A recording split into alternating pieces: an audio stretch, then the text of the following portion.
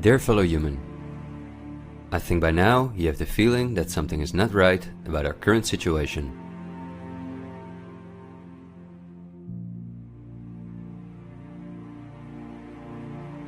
But I also think that the many ill-founded conspiracy theories may have caused you to distance yourself from both the media scaremongering and from those who spread the conspiracy theories.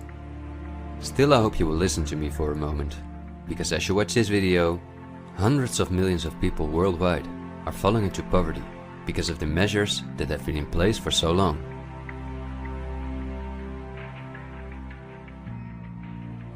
And although the biggest economic crisis that we will ever experience may not have affected you personally yet, it's only a matter of time before the ripple effects also reach you and your loved ones.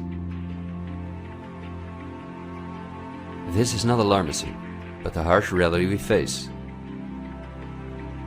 I also think that we can limit the damage and even benefit from it if we are properly and objectively informed about our current situation. Therefore, I would like to show you some easy verifiable facts that I think are essential. Less than a handful of mega corporations dominate every aspect of our lives. That may seem like an exaggeration, but from the breakfast that's on the table in the morning, to the mattress we sleep on at night, and everything we do, put on, or consume in between, all are largely dependent on these corporations. These are investment companies of immense proportions, and they manage the major money flows on Earth. They are the protagonists of the play which we are currently witnessing. So as not to take up too much of your time, I've summarized the most important information as briefly as possible. How does it work? Let's take as an example a company like PepsiCo, which is the parent company of many of the most popular soft drinks and snacks in the world. There appear to be many different competing brands, but they all come from the factories of a small number of corporations that together have a monopoly on the industry. Within the packaged food industry, there are a number of other major companies such as Unilever, the Coca-Cola Company, Mondelez, and Nestlé. On this image, you see that virtually every well-known brand in the packaged food industry belongs to one of these corporations. You can easily get this kind of information. You can verify it on the websites of the relevant brands or on Wikipedia. Companies of this size are usually publicly traded and have a board where the largest shareholders call the shots. On websites like Yahoo Finance, we can find detailed company information, including who the largest shareholders of these companies are. Let's take PepsiCo again as an example. We see that 73.14% of the shares are held by no less than 3,379 institutional investors.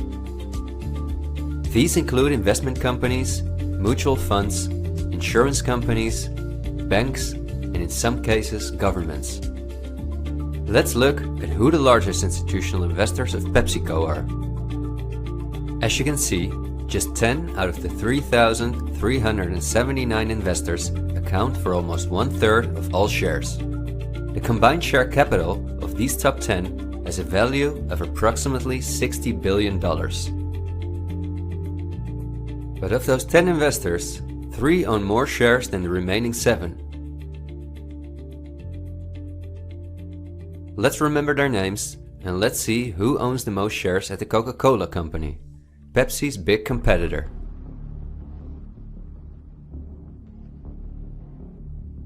We see that just like with PepsiCo, the majority of the shares are held by institutional investors. Let's look at the top 10 and start with the last one of them. 4 out of these 6 institutional investors we also saw at the last 6 of PepsiCo. These are Norton Trust, JP Morgan Chase, Geode Capital Management, and Wellington Management. Now, let's look at the 4 largest shareholders. 3 of these we also saw in the top 4 at PepsiCo. They are BlackRock, Vanguard, and State Street. And there's another one, Berkshire Hathaway. These are the 4 largest investment companies on the planet. PepsiCo and Coca-Cola are anything but competitors. But also the other big companies that own many brands, such as Unilever, Mondelez and Nestlé, are owned by the same small group of institutional investors, and you don't only find these names in the packaged food industry. For example, let's look up on Wikipedia what the largest companies are within the technology industry. Facebook owns WhatsApp and Instagram. Together with Twitter, they form the most popular social media platforms in the world. Alphabet is the parent company of all Google businesses, including YouTube and Gmail, but they are also the biggest sponsors and developers of Android, one of the two operating systems on which almost all smartphones and tablets in the world run. The other operating system is Apple's iOS. Finally, if we add Microsoft to the other three, we see that 4 companies produce the software that almost all computers, tablets and smartphones in the world depend on. Let's see who owns the most shares of these powerful companies. If we look at Facebook, we see that more than 80% of the shares are owned by institutional investors. These are the same names we saw in the food industry. Again, the same investors at the top. Then Twitter, which with Facebook and Instagram makes up the top 3. Amazingly, we see that the company is also owned by the same investors.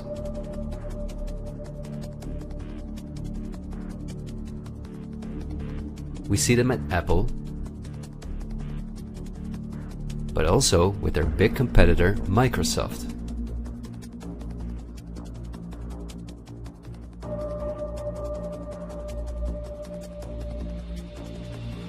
When we look at all the other companies that dominate the technology industry and build our computers, TVs, smartphones and household appliances, we see the same big investors who own a majority of the shares.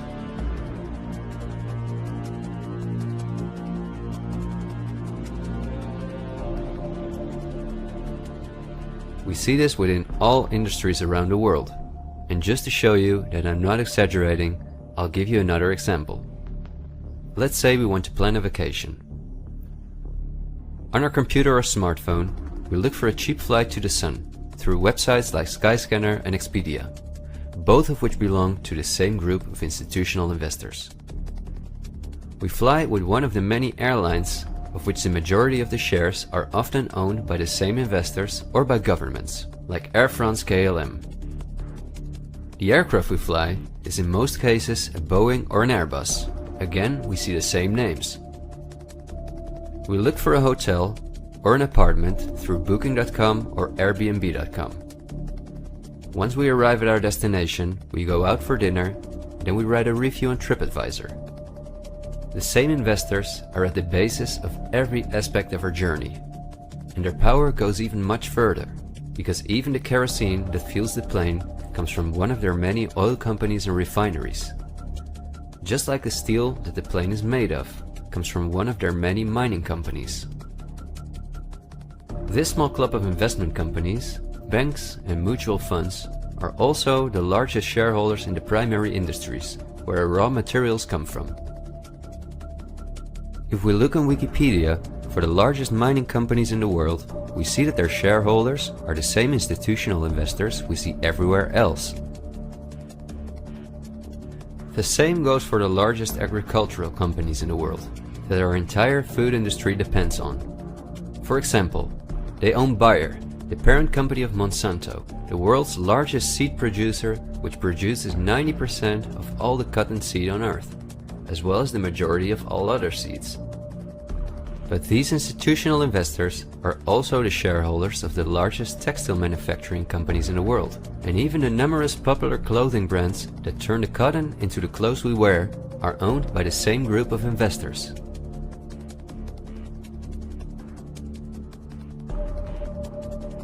Whether we have the world's largest solar panel producers or the largest oil refineries, the shares are managed by the same companies.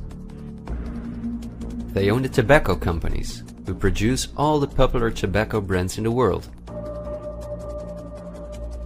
But they also own all the major companies in the pharmaceutical industry and the scientific institutes that produce the drugs. They own the companies that produce our metals and raw materials, and the entire automobile, aircraft and arms industry where those metals and raw materials are processed.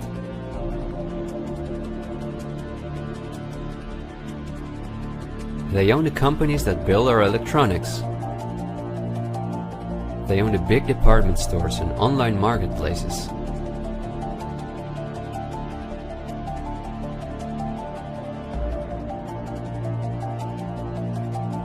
And even the payment methods that we use to pay for their products.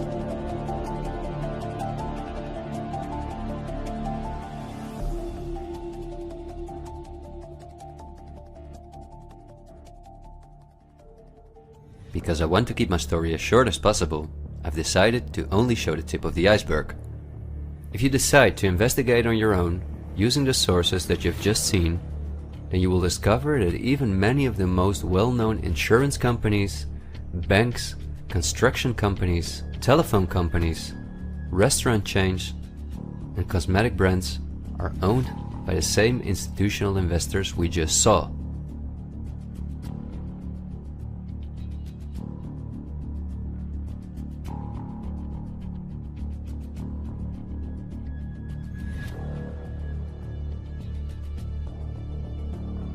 These institutional investors are, as I told you earlier, mainly investment companies, banks and insurance companies.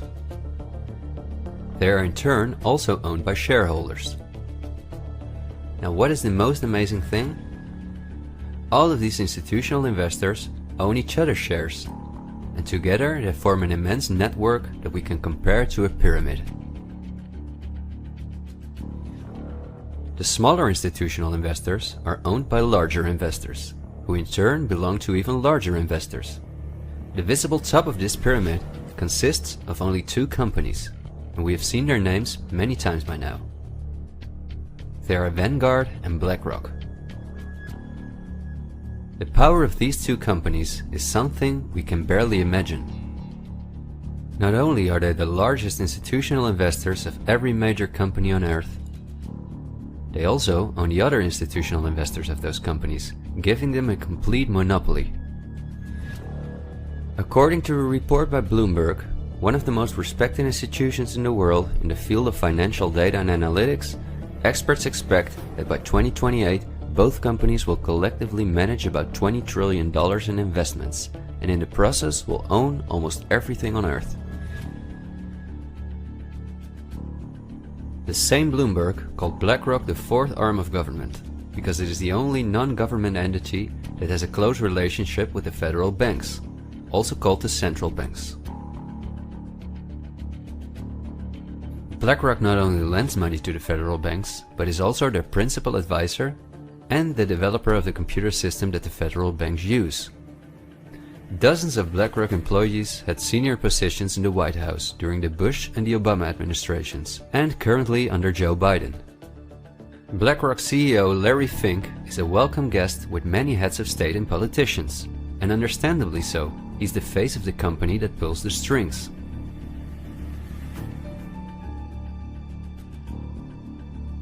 Yet Larry Fink does not pull the strings himself. In fact, BlackRock itself is owned by shareholders. And if we look at who those shareholders are, we come to a strange conclusion. We see that BlackRock's largest shareholder is Vanguard, and this is where it gets dark. Vanguard itself has a unique structure that makes it impossible to see who its shareholders or clients are. The elite who own Vanguard don't want anyone to know that they are the owners of the most powerful company on Earth. But of course, this is no secret to those who are willing to look into it. Reports by Oxfam and Bloomberg show that 1% of the world's population collectively owns more money than the other 99%. Indeed, Oxfam claims that as much as 82% of all the money earned in 2017 went to this 1% of people. Naturally, those who own the most powerful company on Earth would also be the richest among this 1%. In other words, they are part of the 0.001%. Forbes, the most well-known business magazine in the world, claims that by March 2020 there were some 2,075 billionaires. Oxfam's report showed that 2/3 of all these billionaires obtained their fortune through inheritances and monopolies. So this means that Vanguard is in the hands of the richest families on earth. If we study their history, we discover that these families have always belonged to the top of the pyramid, some even well before the Industrial Revolution began. Because their history is so interesting and extensive, I will explain some more about them in the follow-up video that I'm currently working on. But in order not to elaborate too far, I will just point out that many of these families belong to royal bloodlines, and they are the founders of our banking system, the United Nations, and every industry in the world.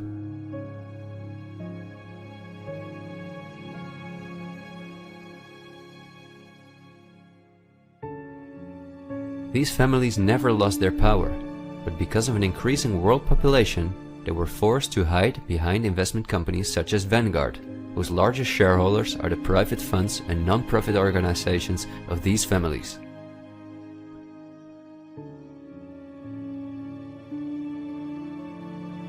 To make the bigger picture more clear, I need to briefly explain something about these non-profit organizations. These are the links that connect the business community with politics and the media, allowing major conflicts of interest. At first glance, however, this is not too noticeable.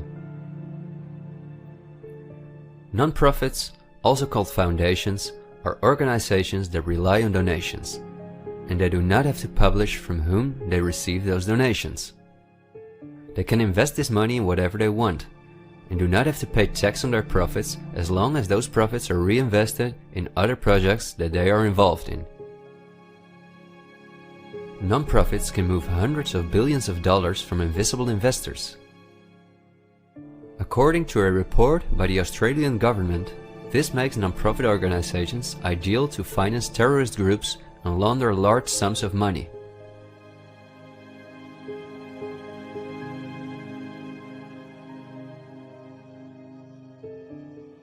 The foundations and funds of the families who are highest in the hierarchy of the 1% hide behind the scenes as much as possible. However, for cases that have a lot of publicity and attention, they use the foundations of philanthropist families that are lower in the ranking, but who are also extremely wealthy.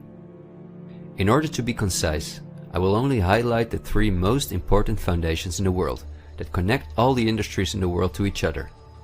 These are the Bill and Melinda Gates Foundation, the Open Society Foundations of the controversial multi-billionaire George Soros, and the Clinton Foundation. A very brief introduction to give you an idea of the size of these types of foundations.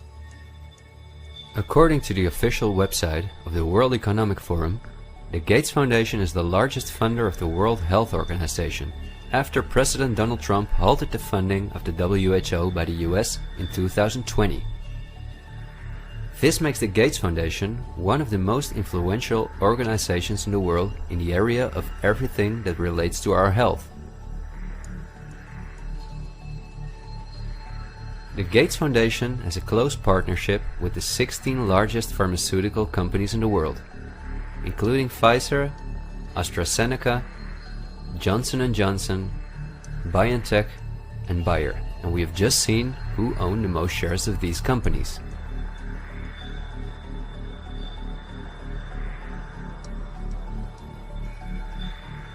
Bill Gates was anything but a poor computer nerd who made it to one of the richest people in the world, but he came from a philanthropic family that, just like himself, worked for the absolute elite.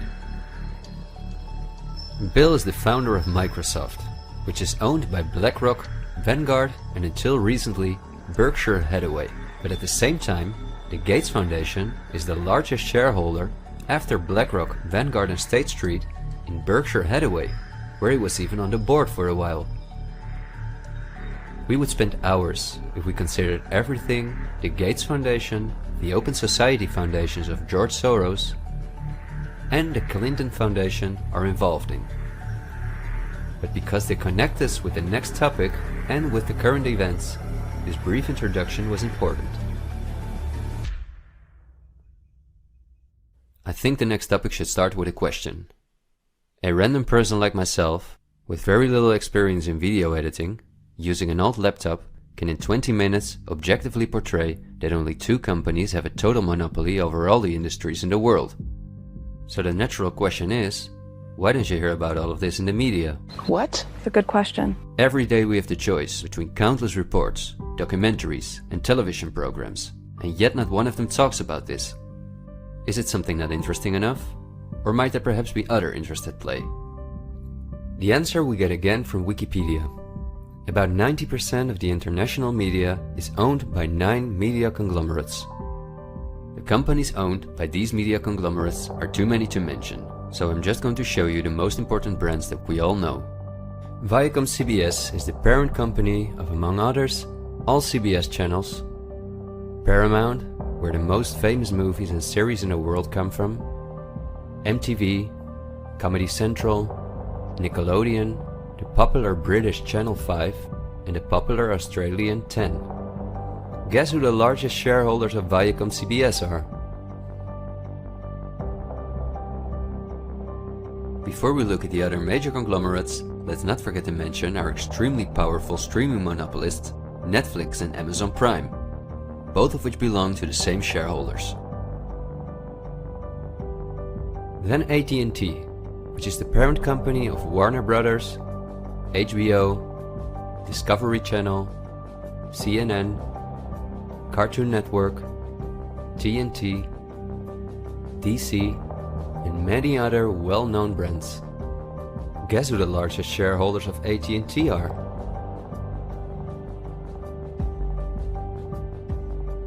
The third one is the all-powerful News Corp.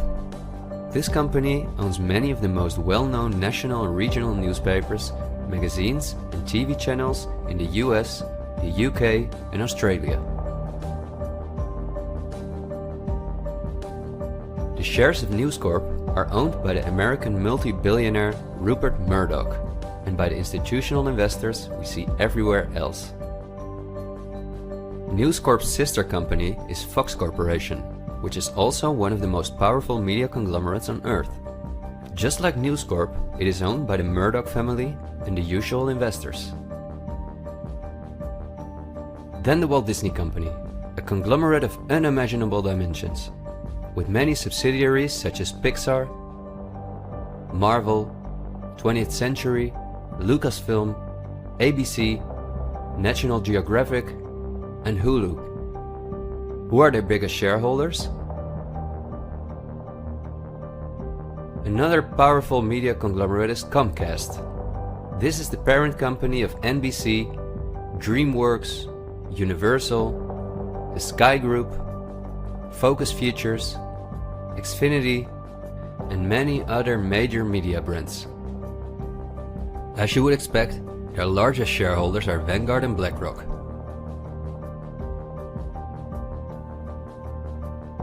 I could go on for hours and show that in almost every country on Earth, the local media is in the hands of these kind of conglomerates, which in turn are owned by our institutional investors or by extremely rich and powerful elite families. In the UK, for example, virtually all popular newspapers and magazines are owned by the Daily Mail Group, Reach and the aforementioned News Corp. In the Netherlands, the entire media is in the hands of the Persgroep, Mediahuis and Bertelsmann. And in Germany, the entire media is either controlled by the German government, ProSiebenSat.1, Axel Springer, and again, Bertelsmann, which is also a conglomerate of unprecedented dimensions. Not only is this the parent company of the largest book publisher in the world, Penguin Random House, and owner and founder of BMG Music, Bertelsmann also controls a large part of the European media through their subsidiary RTL, a company with 67 TV channels, 10 streaming platforms and 38 radio stations. Bertelsmann is owned by the ultra-rich Bertelsmann-Mohn family, who openly collaborated with the Nazis. Because of this, Reinhard Mohn was held as a prisoner of war in the US. Besides RTL, Bertelsmann also owns a large part of the French mainstream media. And together with Mediaset, the powerful Italian conglomerate of former President Berlusconi that controls the most important part of the Italian mainstream media, they also own all popular Spanish TV channels. Now, to complete the picture, let's look at where the news comes from that all these media outlets are feeding us on a daily basis. The various news media do not produce their news themselves, but use information and images from news agencies such as Reuters, the Dutch ANP, and the French AFP. These organizations are anything but independent. Reuters is owned by the powerful Canadian Thomson family. The ANP is owned by Dutch investor Kees Omen, and the AFP is largely financed by the French government.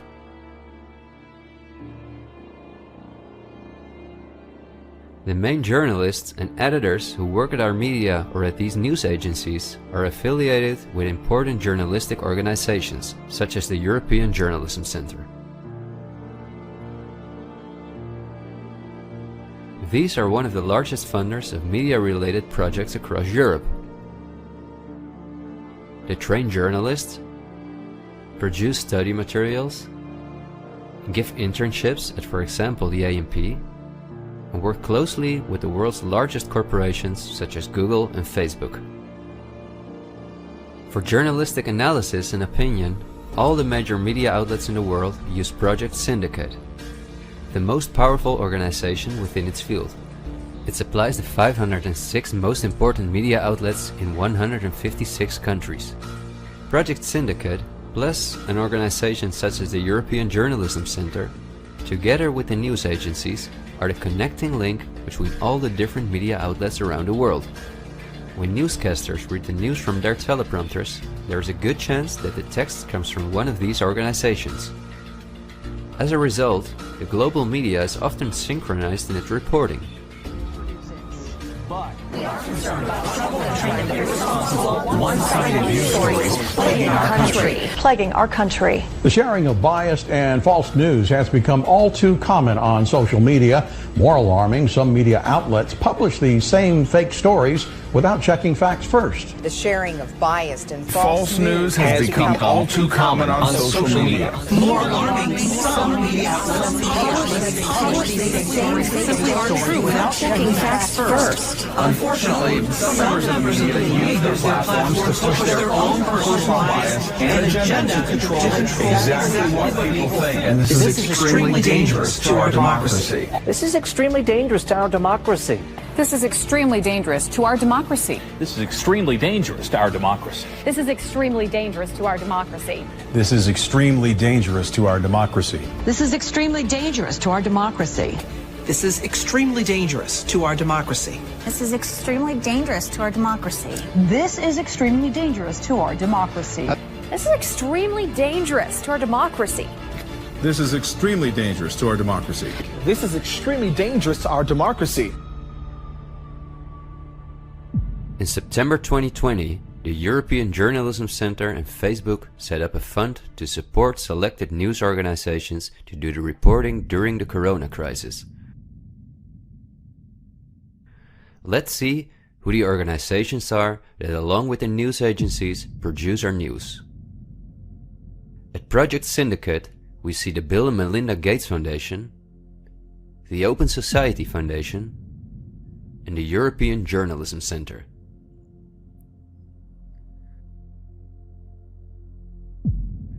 Then the European Journalism Centre itself.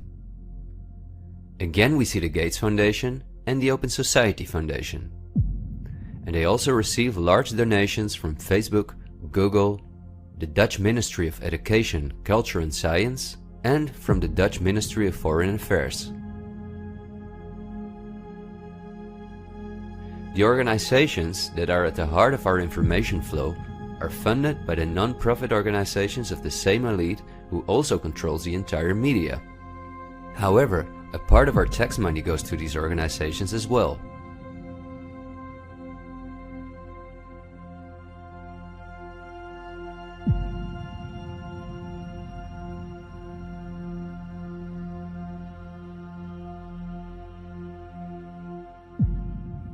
Okay, I realize this was a lot of information to process, and believe me, I've made it as short as possible, and I've only used those examples that seem necessary to show you the overall picture, so you can understand the current situation better.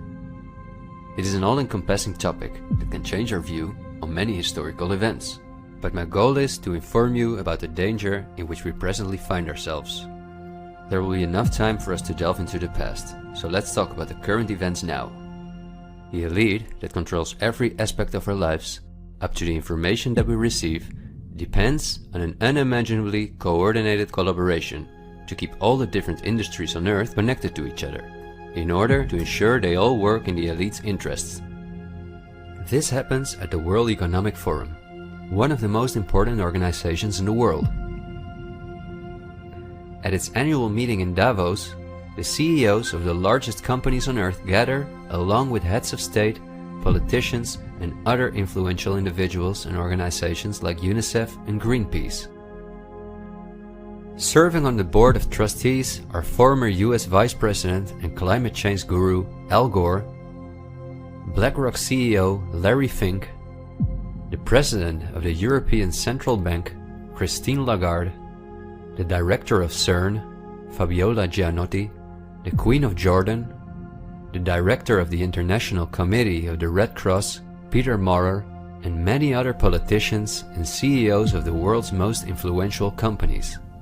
According to the WEF's official website, their annual membership fee ranges between 53,000 and 530,000 euros. But according to the WEF's year reports, around 71% of their total budget comes from its partners, who in this way pay for the membership of young politicians who cannot afford their own fee. Wikipedia reports the following.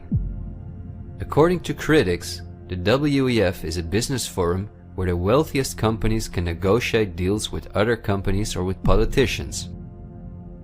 The purpose of the WEF for many of the participants would be personal gain instead of solving global problems. I don't like to make assumptions, but would there be so many problems on Earth if the key industry leaders, bankers and politicians since 1971 had gathered annually to solve our world's problems? Is it not strange that the world's leading environmental organizations have been meeting for 50 years with the CEOs of the most heavily polluting corporations while things just keep getting worse for our natural world?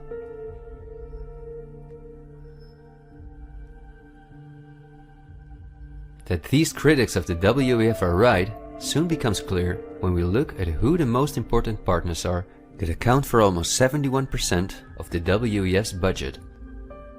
There are BlackRock, the Open Society Foundations, the Bill and Melinda Gates Foundation, and many other large corporations of whom Vanguard and BlackRock own the shares directly or indirectly.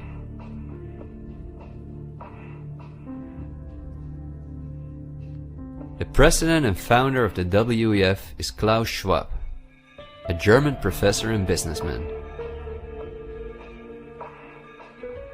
In his book, The Great Reset, he describes in detail the plans of his organization.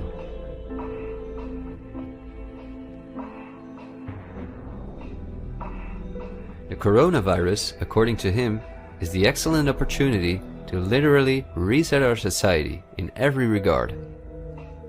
He calls this Build Back Better, and this slogan seems to be the motto of all globalist politicians in the world.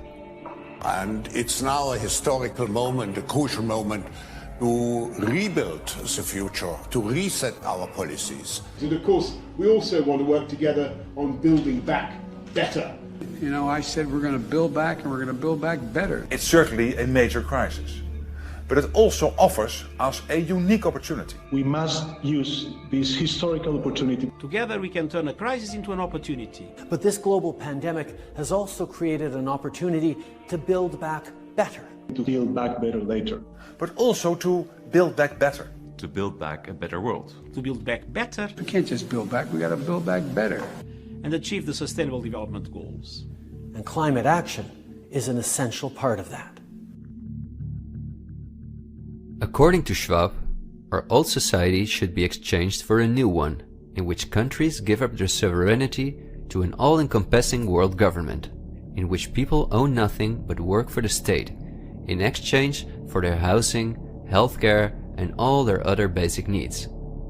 All of this is necessary, according to the WEF, because our modern consumer society, which the elite themselves imposed on us, can't keep going as it is. It's no longer sustainable.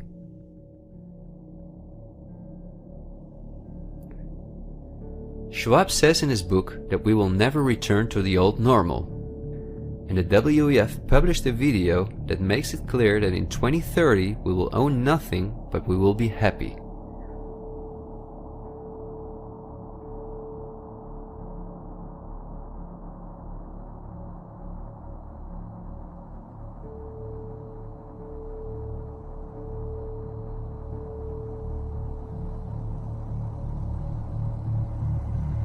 You've probably heard some talk about the New World Order. The media wants us to believe that this is a topic for conspiracy theorists, although it has been talked about for generations by presidents such as George Bush Sr., Nelson Mandela, and Bill Clinton. We have before us the opportunity to forge for ourselves and for future generations a new world order, a world where the rule of law, not the law of the jungle, governs the conduct of nations. When we are successful, and we will be, we have a real chance at this new world order, an order in which a credible United Nations can use its peacekeeping role to fulfill the promise and vision of the UN's founders. After 1989, President Bush said, and it's a phrase that I often use myself, that we needed a new world order. That the affirmative task we have now is to actually create a new world order. But also by the world's most famous philanthropists such as Cecil Rhodes, David Rockefeller, Henry Kissinger, and even George Soros. I think you need a new world order, that China has to be part of the process of creating it, and they have to buy in, they have to own it. These important figures, who apart from Mandela, were all among the top of the elite when they were still alive, are not the only ones who dream about an all-powerful world government. In 2015, the UN presented its controversial Agenda 2030, which is almost identical to Klaus Schwab's Great Reset.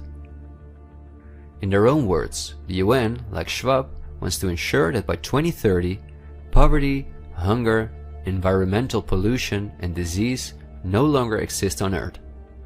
It sounds like a sympathetic plan, until you read the fine print. You see, the idea is that Agenda 2030 is going to be paid for by us, the citizens. And just as it is currently required of us that we give up our basic rights for the sake of public health, we will be demanded to give up our wealth in favor of poverty reduction. These are not conspiracy theories. You can read this for yourself on their official website. In short, it boils down to this. The UN wants to take the tax money from all Western countries and give it to the mega corporations of the elite, who will be contracted to rebuild society. Globally, a completely new infrastructure is needed, because fossil fuels must be made a thing of the past, according to the UN. For this immense project, a world government is needed, says the UN. And the same UN takes it upon herself to be this global government. Just like Schwab, the UN also believes that a pandemic is the perfect opportunity to accelerate the implementation of Agenda 2030. It is worrisome that the WEF and the UN openly admit that they consider pandemics and other disasters as an opportunity to transform society, especially since we have seen that the elite have all the resources at their disposal to make us believe that there is a pandemic, and even to create one. So we certainly should not take these things lightly, and we should examine them carefully. And when we do that, we come across things that are even more troubling.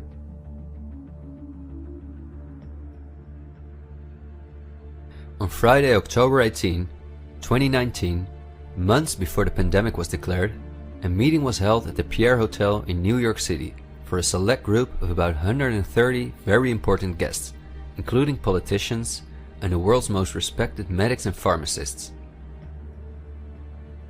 The purpose of the meeting was to simulate the possible scenarios in the event of a global pandemic. This could be a coincidence, you might say. For this simulation, however, a coronavirus was used as an example. The simulation covered in detail how the coronavirus would develop and how they could only control this through the intensive collaboration of entire industries, governments, and government agencies. Once again, a new world order to save us from destruction. Does it surprise you when I tell you that this meeting, called Event 201, was organized by none other than the World Economic Forum, the Bill and Melinda Gates Foundation, and the Johns Hopkins Institute? This is not a conspiracy theory. Check the official website of Event 201 for yourself.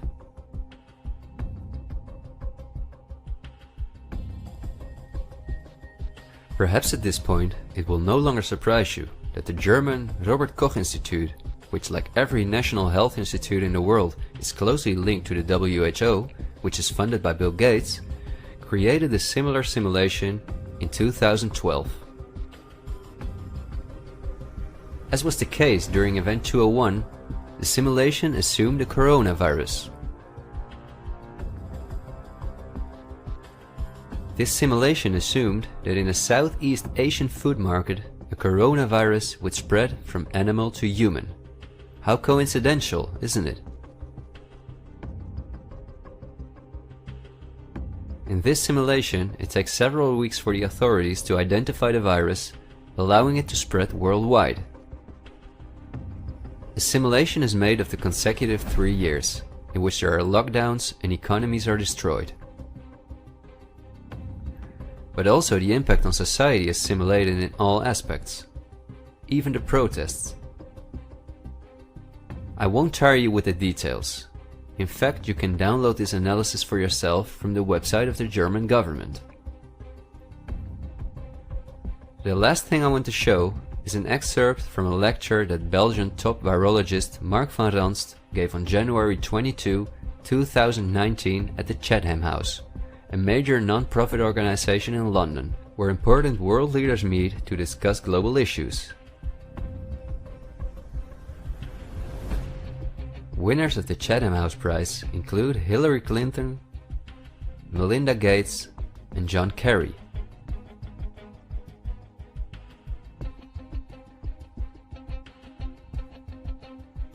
What Van Ranst is discussing is simply shocking. Van Ranst in fact explains how he has fooled the entire Belgian population during the swine flu through fear-mongering, out-of-context mortality rates, and media manipulation. He laughingly explains how he managed to impose the vaccine for the swine flu on the frightened Belgian population, a vaccine produced by the pharmaceutical companies he worked for. Thank you very much, Ab. Thanks for the invitation. And I was asked to tell you about my experiences being the crisis manager, the flu commissioner for Belgium, and highlighting the communication. And then you have one opportunity to do it right. I mean, day one is so important. In day one, you start your communication with the press, with the people, and you have to do it right. I mean, you have to go for one voice, one message. In Belgium, they chose to appoint a non-politician to do that. I mean, I have no party affiliations, and that makes things a little bit, at that time at least, a little bit easier, because you're not attacked politically, majority, minority. That doesn't come into play, and that was a huge advantage. The second advantage is that you can play in Brussels the complete naive guy and get a lot more done than you would otherwise be able to do. You have to be omnipresent that first day or the first days, so that you attract the media attention. You make an agreement with them that you will tell them all, and if they call, you will pick up the phone. When you do that, then you can profit from these early days to get complete carpet coverage of the field, and they're not going to search for alternative voices there. And if you do that, that makes things a lot easier. These first weeks, that's easy street when you have no opposition and everybody needs news and they can come to you for news, you can bring quite a lot of neutral information, and it is picked up, and it is well, the news is brought the way you bring it, and that is you can only do that in the first couple of weeks or months. And then you have to say, okay, well, we will have H1N1 deaths. Of course, that would be unavoidable. I used there Sir Donaldson's quote, where he said that in the UK, by the peak of the epidemic, 40 people would die per day at the end of the summer. So 62 at that time million people in the UK, 40 deaths a day. I worked it out for Belgium. That would be 7 deaths a day at the peak of the epidemic. I used that in the media. 7 Belgian flu deaths per day at the peak of the epidemic would be realistic. That is true in every year, even interpandemically. That is very, very conservative. However, talking about fatalities is important, because when you say that, people say, wow, what do you mean? People die because of influenza? And that was a necessary step to take. And then, of course, a couple of days later, you had the first H1N1 death in the country, and the scene was set and it was already talked about. And then you had to pick who is going to be vaccinated first. And then, well, women and children first, whatever. I mean, risk groups, they were important. And then I misused the fact that the top football soccer clubs in Belgium inappropriately and against all agreements vaccinated they made their soccer players priority people. So I said I can use that, because if the population really believes that this vaccine is so desirable that even the soccer players would be dishonest to get their vaccine, I said, okay, I can play with that. So I made a big fuss about this. This is Van Ranst is raving mad, but it worked. The Chatham House organization is also funded by all major corporations of the elite, the Gates Foundation and the Open Society Foundations. We could talk for hours about the coronavirus, which has a survival rate of 99.98%, and about the incomprehensible measures that are destroying our society. Millions of entrepreneurs have lost their income. Countless elderly people have died in loneliness, isolated from their families. But I think we have reviewed enough facts that put the global COVID measures in a broader context, seen from the perspective of the elite. This extremely wealthy elite, collectively of tens of thousands of billions, has no problem whatsoever with the fact that more than 40% of the world's population has to live on less than $5.50 a day, or that millions of children are dying from the drinking water contaminated by them, or from malnutrition, or by their bullets and bombs. They just want to get more powerful. The elite have absolutely no intention to share their wealth with us. In fact, they are honest about their plans to take even the last bit from us, and those plans are being rolled out as I'm telling this. The underlying motives of the elite will not be explained in this episode, because for this we have to dive into history and discuss topics that are beyond our modern rational thinking.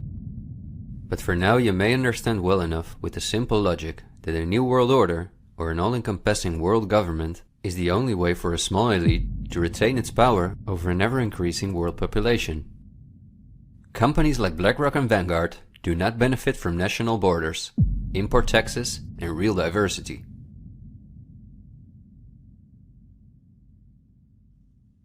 Only through fear and media manipulation can they maintain their grip on all of us. And I deliberately haven't even mentioned the inhumane blackmailing methods by which the elite keep their own most important minions in line. Because if this topic has aroused your curiosity, you will undoubtedly find out all about this in time.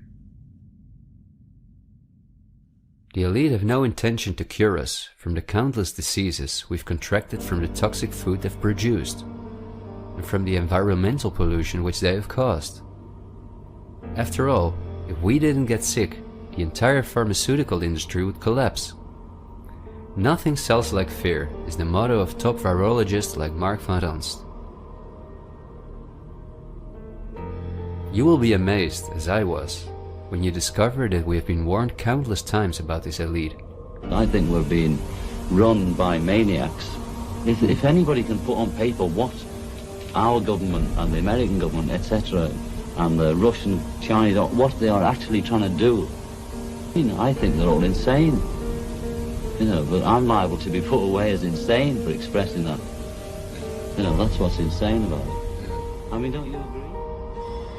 For we are opposed around the world by a monolithic and ruthless conspiracy that relies primarily on covert means for expanding its sphere of influence, on infiltration instead of invasion, on subversion instead of elections, on intimidation instead of free choice, on guerrillas by night instead of armies by day. It is a system which has conscripted vast human and material resources into the building of a tightly knit, highly efficient machine that combines military, diplomatic, intelligence, economic, scientific, and political operations. Its preparations are concealed, not published. Its mistakes are buried, not headlined. Its dissenters are silenced, not praised. No expenditure is questioned, no rumor is printed, no secret is revealed. President Kennedy has been assassinated. It's official now. The president is dead. Women here in shock, some have fainted. Grown men, Secret Service men standing by the emergency room, tears streaming down their face. There's only one word to describe the picture here, and that's grief, and much of it. It's official. As of just a few moments ago, the President of the United States is dead.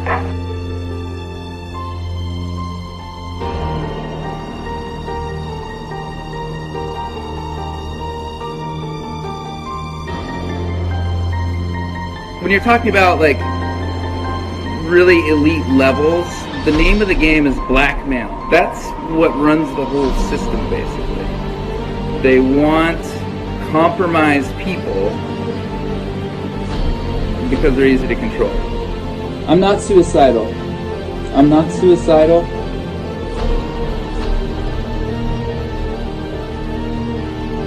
The deep state is those people within the U.S. government that are career employees that cannot be fired by people that we elect, by the Congress or the President.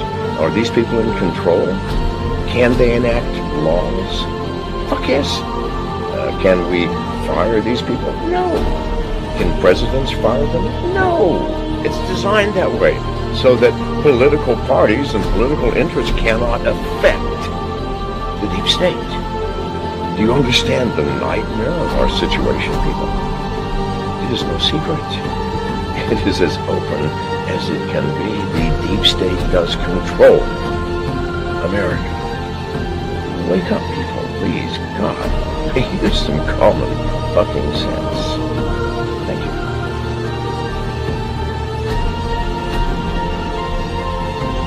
Something like 1984 could actually happen. This is the direction the world is going in at the present time. In our world, there will be no emotions except fear, rage, triumph, and self-abasement. The sex instinct will be eradicated. There will be no loyalty except loyalty to the party. But always there will be the intoxication of power. Always, at every moment, there will be the thrill of victory, the sensation of trampling on an enemy who is helpless. If you want a picture of the future, imagine a boot stamping on a human face forever.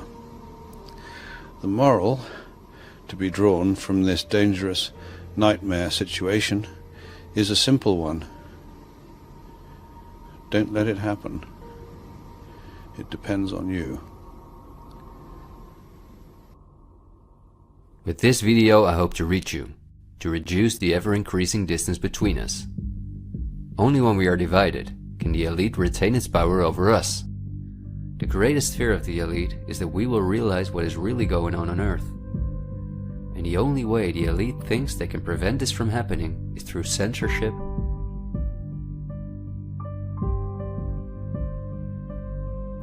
preventing human contact,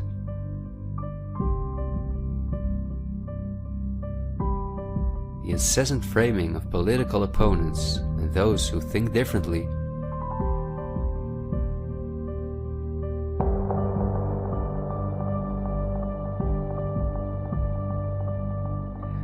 and the use of brute force.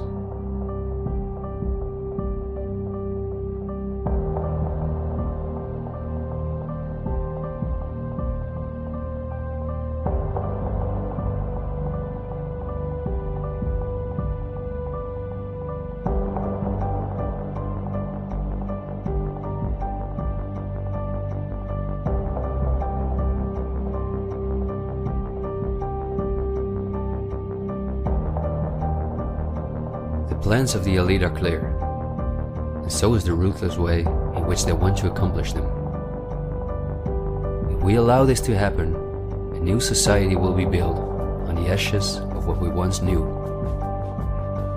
A new society in which we will own nothing, not even a home of our own. The elite wants to make sure that between now and 2030, everything you now own will be theirs.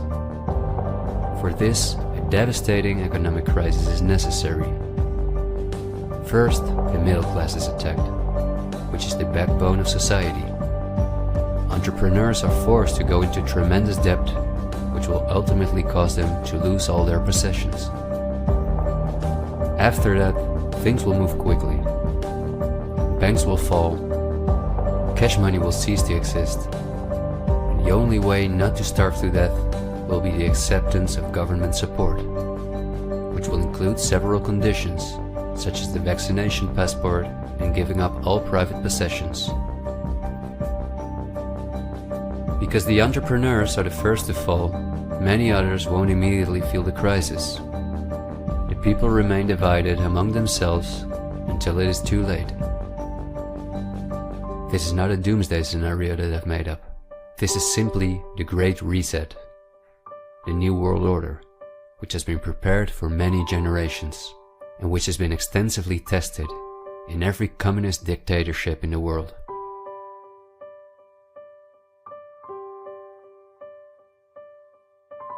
But this can also go a different direction, and instead of a great reset, we can cause a great awakening and create a world where no one has to go hungry, and where we can live in a sustainable way, in freedom with each other and with nature.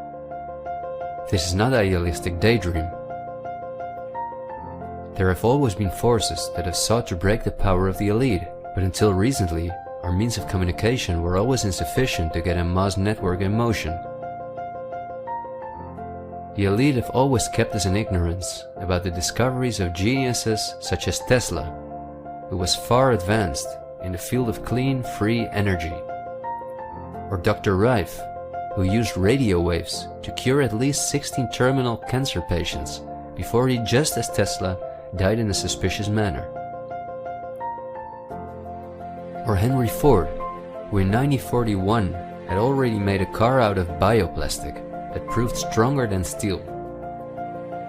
The elite have hidden countless such techniques from us because they form a threat to their monopolies in every industry. These were techniques that would have given us freedoms and put the elite's power at risk, which is based on our fear and dependence on their projects. These are not conspiracy theories, but facts. What I am saying is that a world of new possibilities is opening up for all of us, where there is no poverty, no pollution, diseases, or wars, and in which governments work for the welfare of the people rather than the other way around.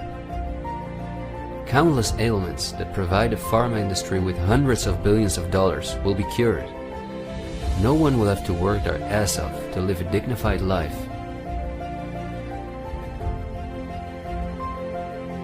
People will no longer live in fear because of the lies of the media, the pharma industry, the climate lobbies, and politicians. It's all on the horizon, but we have to go through the storm first and recognize what the real problem is in our society. I want to thank you for listening to me, and I hope someday, in freedom, together we'll reflect back on this unique moment in history. There is still so much to tell, but we will save the rest for later. This video was only intended as an introduction. This is where our journey starts, and it will be a difficult one, but we will undertake it together, and we will help each other get up when we fall.